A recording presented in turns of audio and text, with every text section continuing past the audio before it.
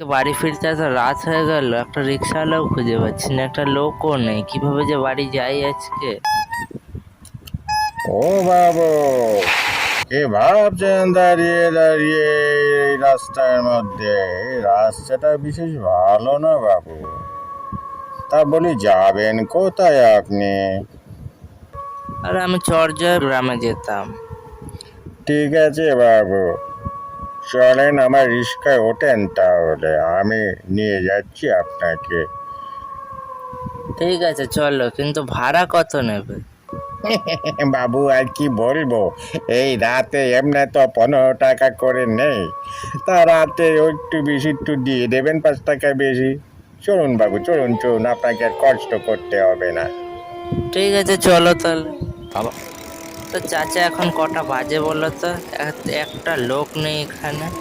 বাবু কত আর হবে এখন? এই 10টা কি 10:30টার মতো হবে বাবু। বাবা, এই 10টার মধ্যে সবাই ঘুমিয়েও পড়লো।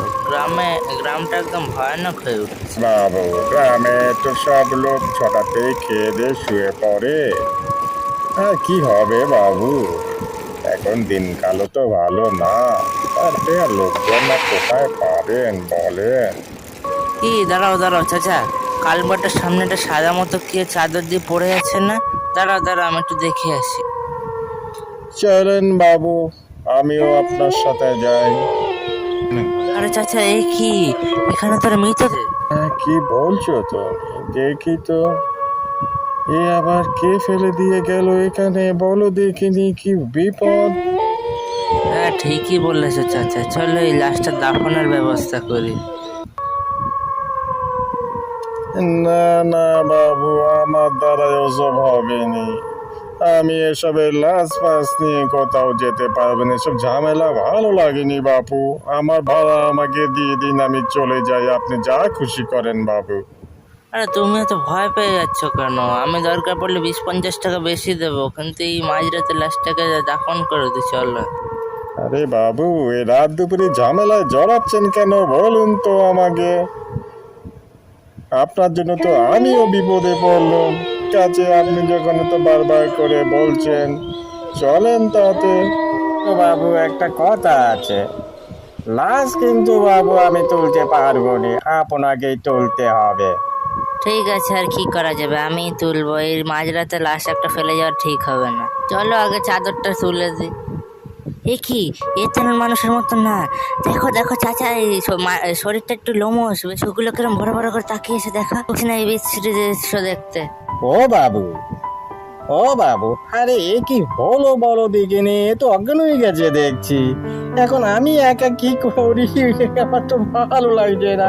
আমি বাবা এসব ঝামেলা পারবো না, আমি চললু। না না, এইভাবে এই ছোকরাটাকে ফেলে আমার যাওয়া ঠিক হবে না। দেখি রিস্কাতে আমার একটু বোতলের জল আছে কিনা, আগে নিয়ে আসি। ভাড়াটাও পেলুম না, দেখি জল পাওয়া যায় কিনা। আমি কোথায়, আর এইখানে এত অন্ধকার কোথা দিয়ে আসলো? যাক যাক, জ্ঞানটা ফিরে এসছে। বাবু চলুন, বাবু চলুন, রিস্কায় চলুন, এই জায়গাটা এমনি ভালো নয় বাবু, একেবারে ভালো ঠেকছে না। আপনি আসুন, শিগগিরই আসুন, এসব ঝামেলা জড়াবো নি আমরা। চলুন চলুন, রিস্কায় চলুন, উঠুন উঠুন। আমি আর পাচ্ছি না আপনাকে তুলতে, উঠুন।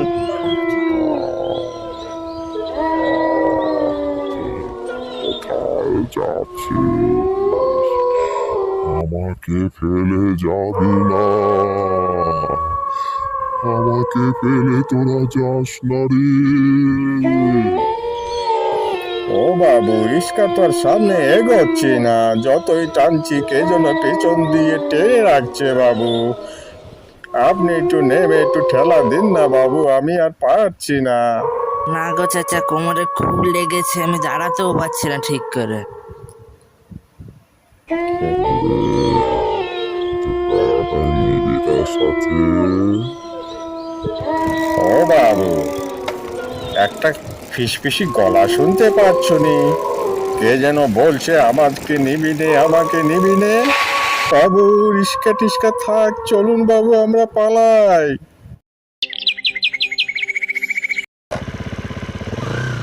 সাবিনটা আরে তুই কি করছিস এখানে?